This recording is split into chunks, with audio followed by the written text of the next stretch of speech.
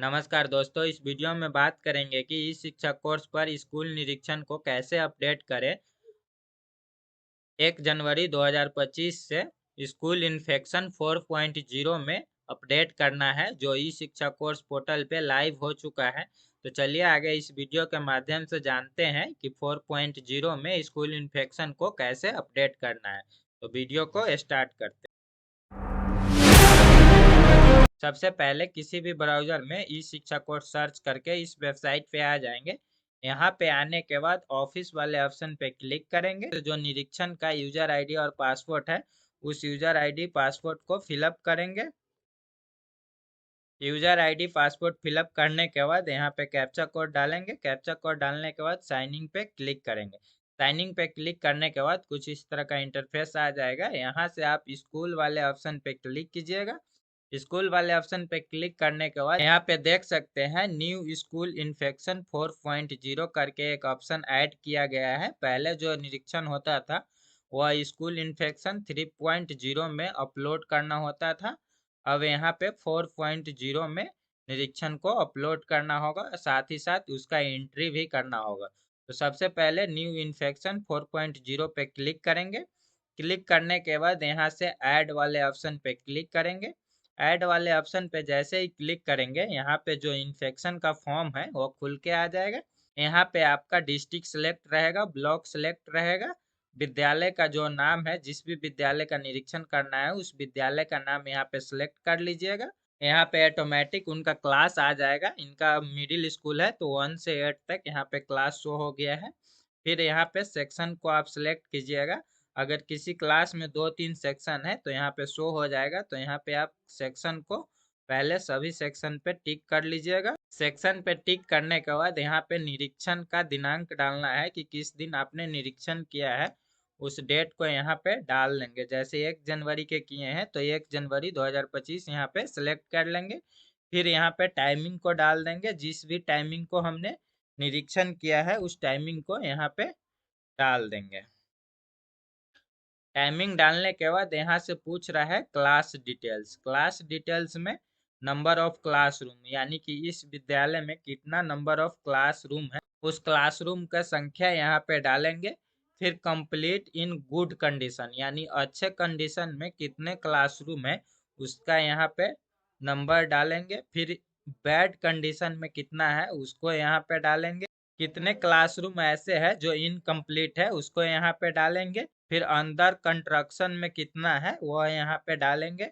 फिर यहाँ पे नीचे स्क्रॉल डाउन कीजिएगा तो यहाँ पे टॉयलेट का संख्या डालना है। तो टॉयलेट जो गुड कंडीशन में है उसको यहाँ पे डालेंगे। अगर उस विद्यालय में लाइब्रेरी है तो लाइब्रेरी की संख्या डालेंगे, स्टोर रूम है तो स्टोर रूम की संख्या डालेंगे, ऑफिस है तो ऑफिस की संख्या डालेंगे। अगर आईटीसी लैब है तो आईटीसी लैब की संख्या यहाँ पे फिलअप करेंगे। फिर बैड कंडीशन में जो जो रूम है उसको यहाँ पे फिलअप करेंगे।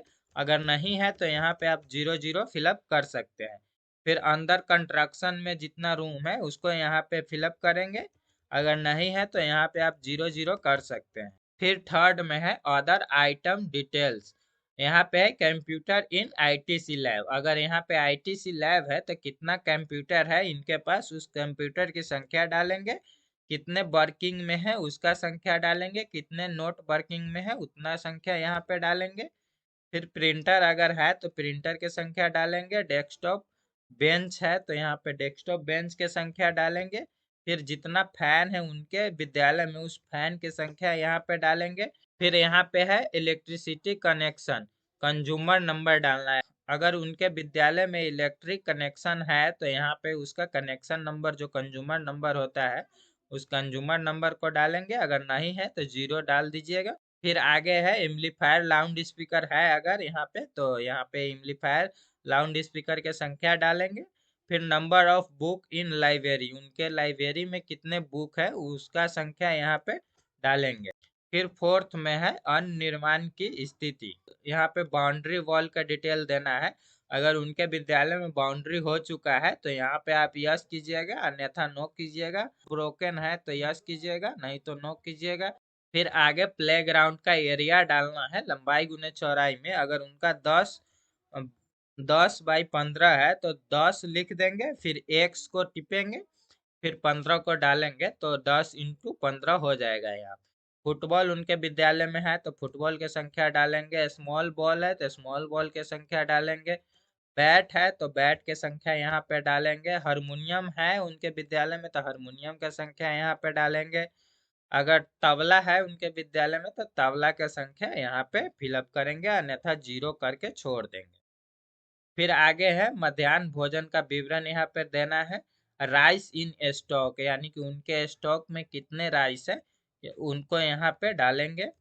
फिर नंबर ऑफ प्लेट्स के डालेंगे कि कितने प्लेट्स उनके विद्यालय में है, उस प्लेट्स की संख्या यहाँ पे डालेंगे।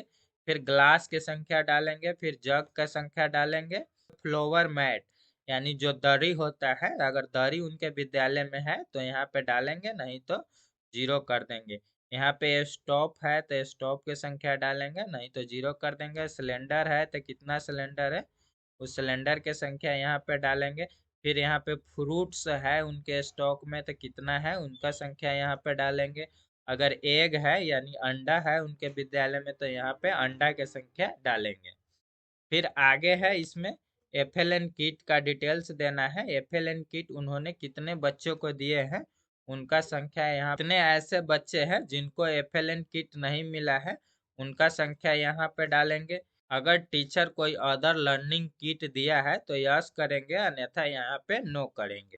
फिर आगे है छात्र की उपस्थिति का विवरण यहाँ पे देना है। तो फर्स्ट में आपको कितना नामांकन उनके विद्यालय में है वह डालना है। 1 क्लास में कितना है, 2 क्लास में कितना है, 3 क्लास में कितना नामांकन है, या 4 क्लास में कितना नामांकन है, ऐसे आप इसमें नामांकन को डाल दीजिएगा। नामांकन डालने के बाद यहाँ पे उनका प्रेजेंट डालना है यानी उपस्थिति डालना है कि 10 में से कितने बच्चे यहाँ पे उपस्थिति हुए हैं वह डालना है। सभी क्लास में ऐसे ही उपस्थिति डाल देना है। फिर यहाँ पे है यूनिफॉर्म में कितने बच्चे आए थे उनका नंबर यहाँ पे डालना है। फिर नॉट यूनिफॉर्म में कितने बच्चे आए थे उसका नंबर यहाँ पे डालना है। फिर आगे है number of children who right exam यानी कि एग्जाम में कितने बच्चे बैठे थे उनका संख्या यहाँ पे डालना है। फिर नीचे स्क्रॉल डाउन कीजिएगा तो यहाँ पे शिक्षक का विवरण डालना है। तो यहाँ पे रिक्वायरमेंट ऑफ टीचर पूछा जा रहा है कि उनके विद्यालय में कितने टीचर का रिक्वायर्ड है वह संख्या यहाँ पे डालना है। फिर यहाँ पे है नंबर ऑफ टीचर पोस्टेड यानी कि उस विद्यालय में कितने टीचर पोस्टेड है उस संख्या को यहाँ पे डालना है। फिर आगे है टोटल अब्सेंट यानी कि उनके विद्यालय में कितने टीचर अब्सेंट में है वह संख्या यहाँ पे डालना है। फिर यहाँ पे note present in school after making attendance उसका संख्या यहाँ पे डालना है। कितने टीचर लीव में है उनका संख्या यहाँ पे डालना है। डिप्रेशन में कोई टीचर है तो उनका संख्या यहाँ पे डालेंगे, नहीं तो 0 कर देंगे। फिर नीचे स्क्रॉल डाउन करेंगे तो यहाँ पे है स्मार्ट क्लास, अगर उस विद्यालय में है तो यस कीजिएगा, नहीं तो नो कर दीजिएगा। फिर आगे है क्लास वर्क डिटेल्स, अगर है तो यस कीजिएगा, नहीं तो यहाँ पे भी आप नो कर सकते हैं। फिर आगे है निरीक्षण प्रपत्र को अपलोड करें PDF में 2 MB से कम का होना चाहिए, यानी कि जितने डिटेल्स आपने यहाँ पे एंट्री किया है उनका एक जो निरीक्षण प्रपत्र है उसको फिलअप करके यहाँ पे अपलोड भी करना है।